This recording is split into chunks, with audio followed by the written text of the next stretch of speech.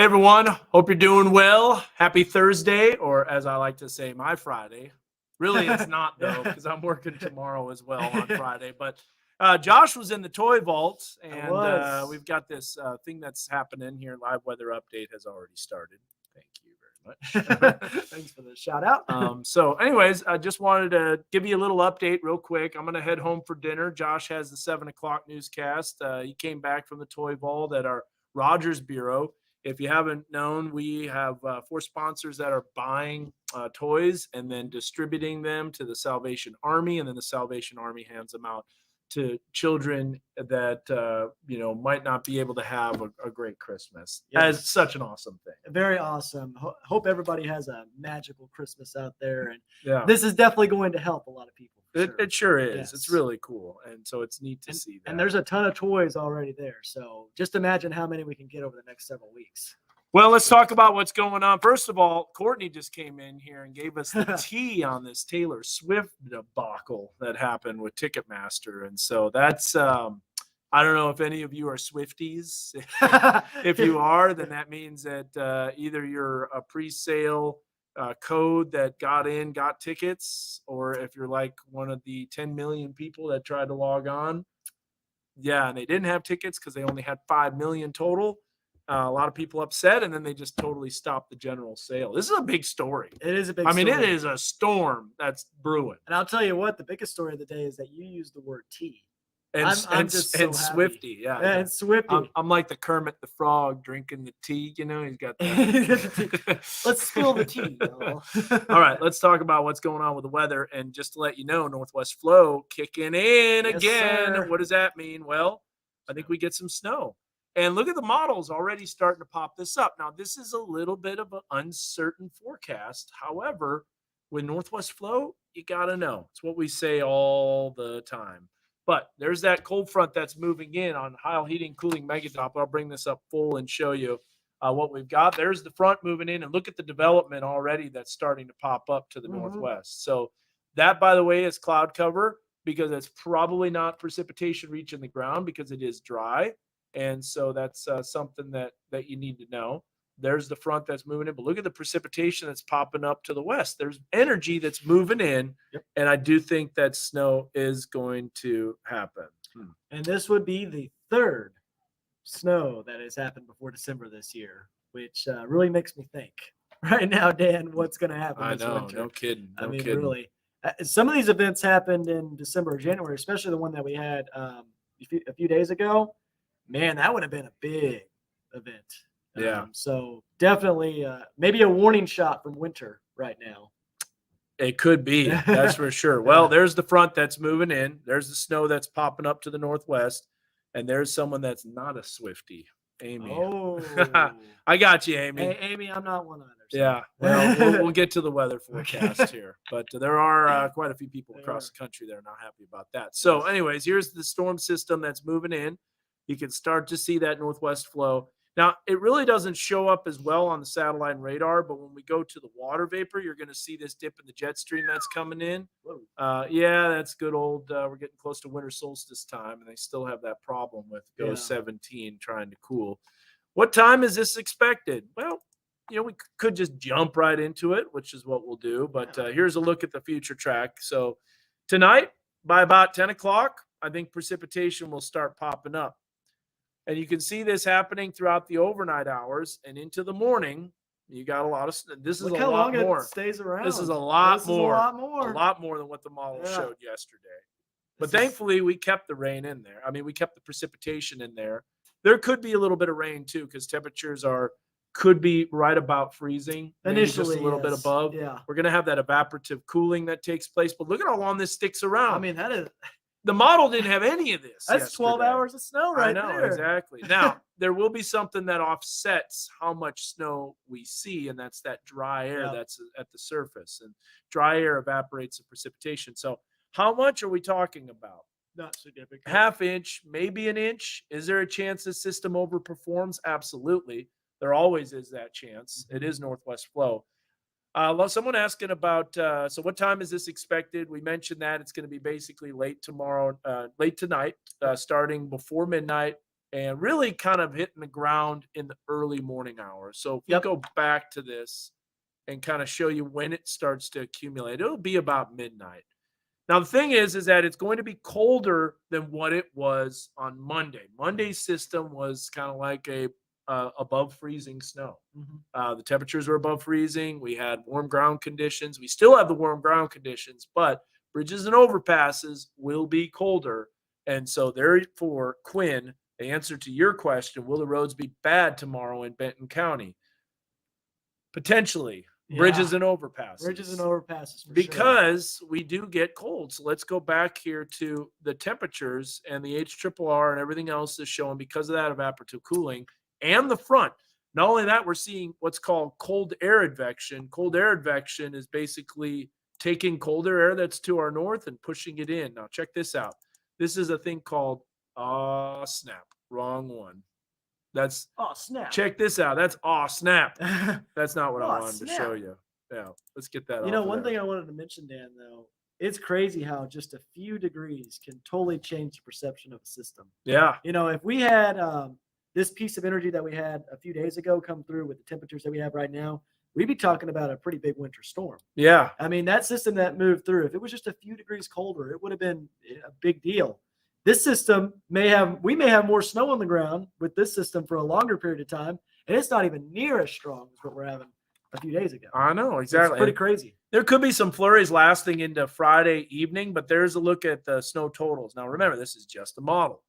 However, if we look who came out to play on the snowfall. Yeah. I see you, GFS. I see you, GFS. Yeah. You're still trash. Good for stinking. Yeah. So there it is. The graph showing. We'll zoom in on this. This is, wow. What did that show 2 days ago? A 10? Barely anything. Barely a dusting. Now, I think that might be a little overdone, but it's not out of the question that we could see up to an inch. I know forecasts aren't calling for that. I'm not even calling for that, but that could be overperforming. This system will have the potential to overperform. I think the Europeans got the right idea. Yeah, I think half inch, possibly an inch in higher elevations. Yep. GFS is like, oh, okay, I'm going to play on the snow system too. It's going to pretend like it did it. Yeah, it's going to pretend like it got it right. This is my reaction to that, because it doesn't help me yesterday when I'm trying to tell the weather story. You're sus, GFS. I think you are the imposter. You are the imposter. There's the NAM showing about an inch, and so Brian, I see your comment. Always one. Brian's a good guy, though.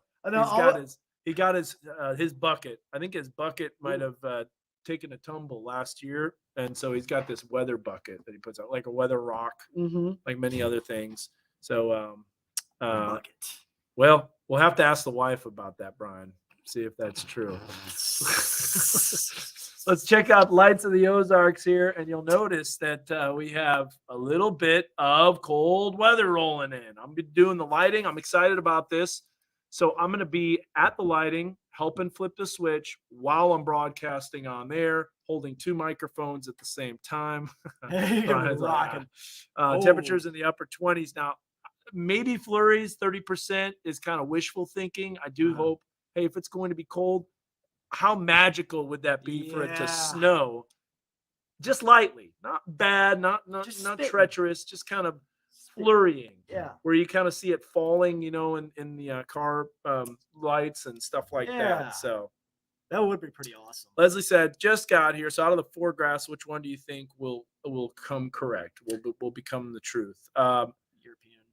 Probably the European. It's been on this system for so long. Yeah.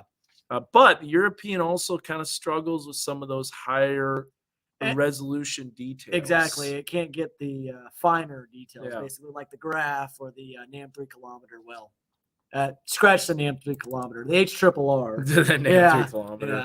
It didn't show much at all. Now it finally does well. But there's a look at the 2-day forecast timeline. We do get a little bit of a dip Friday morning. That's that evaporative cooling that takes place. And then as we head throughout the day, we're going to struggle. This is River Valley, by the way. It's cold in the River Valley still, too. Look at your high for Northwest Arkansas. Yeah, 31, 32. It's going to be cold out there. The weather went snap, and I went, oh, snap. Snap, crackle, pop. Yeah. Speaking of snap, crackle, pop, the Hogs and Ole Miss, that is going to be probably one of the coldest games ever played at Razorback Stadium. Really? One of the coldest. Okay, so you got to talk about this. One of the coldest, because we haven't had a kickoff of 30 degrees or below, right? At kickoff, by the way, at 30 degrees or below since 1991. Which was versus? That was versus Baylor. Baylor, yeah. I think you're right on that. But a lot of people have mentioned LSU in 2014. I was at that game. It was very cold, but it was 32 degrees at kickoff, and it stayed right around 32. 34, I thought. Oh, 34, you're right. Yeah. 34, and it got down to like 32 throughout the game, but it only was at 34 at kickoff. We have the potential to be 30 degrees or below at kickoff of the Ole Miss game. It'll be close. 6:30. Yeah. Sun will be going down. I'm telling you, the sun goes down at 5. What is the sunset time? It's like 5. 5:08, 5:07. 5:08, 5:07. And it snowed at the Baylor game, too. Did you know that? It did. And also the Auburn game. The Auburn 93, that was October 30th. Yep. And the snow was on the ground, too. But there was not snow for the LSU game. There was not. In 2014. And there was not snow. There was a forecast for snow. Yep. It snowed later on that night. Yep. And the next morning, but it did not for that game. And Mississippi State 2015, I also saw a lot of people asking about that. It was 36 at kickoff. And then by the end of the game, it was in the upper 20s. So it was quite cold for that. But we could be starting in the upper 20s, right around 30 degrees for the Ole Miss game, and getting down to the low to mid 20s. It's going to be freezing. Question from Sally, legitimate question. Do you think there will be school? I do. Get your homework done. But I wouldn't be surprised if there were some schools that called tomorrow. Here's why, because it happens in the morning hours. Yep. And it's happening before people get out. So they might see the snow, it'd still be snowing, and they might be thinking, I would say you haven't set up your show, have you? No, I haven't. Okay, so here's the deal. I would say this, though. Weather coming. Get your homework done. Yeah. Because you'd have to do that anytime. Exactly. Get your homework done. Odds are you're most likely going to be going to school tomorrow. But I could see like the Huntsville area, Newton County, Madison County, maybe higher elevations over there. To have the Big Four cancel, that's going to be something tough. But we're already in the upper 30s. We're dropping. It's a lot colder than I thought we would be at this time. So wasn't that LSU game we won? We won 17-0 actually. Yeah. And then we shut out Ole Miss the next week 30-0 in a rainstorm. In the 94? No. That was 2014. Oh, 2014. Yeah, 2014. We shut out LSU 17-0, freezing to death at that game. And then Ole Miss, Arkansas the following week 30-0. It was like 40 degrees and heavy rain. Now wait a minute, I remember that game. Yeah. Was it here at Razorback Stadium? Here at Razorback Stadium. Wasn't that when the rain came in the second half? Yeah. I mean, like it was dumping rain. Okay, so I remember this because I was on the Jumbotron back then. So they had the forecast on the Jumbotron. And I remember saying I had to make an actual forecast. And so I called for rain to move in. But I called in for the second half. And it was totally sunny. And I was like, I'm going to make 2 forecasts because honestly, I'm not sure which one. I had to decide that morning which one to go with. And I said, let's go with the rain one. At the beginning of the day, it was partly cloudy. And then as the clouds started rolling in right around 2-3 o'clock, because it was a night game. Yeah.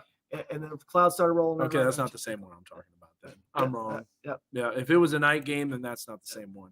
Okay, guys, Josh has to do the 7.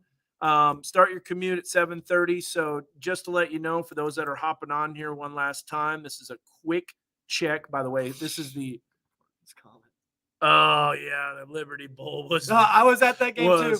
Brutal. I had one layer of socks on. I had one layer of socks, and it had to do with the way the stadium was designed and its Bernoulli effect. Bernoulli effect is what caused your wind to crank up. And so basically you squeeze a large area of wind into a small area and it's going to increase. In the 2 tunnels, the wind was going right through, and that's what was creating your wind. Okay, back to real quick time.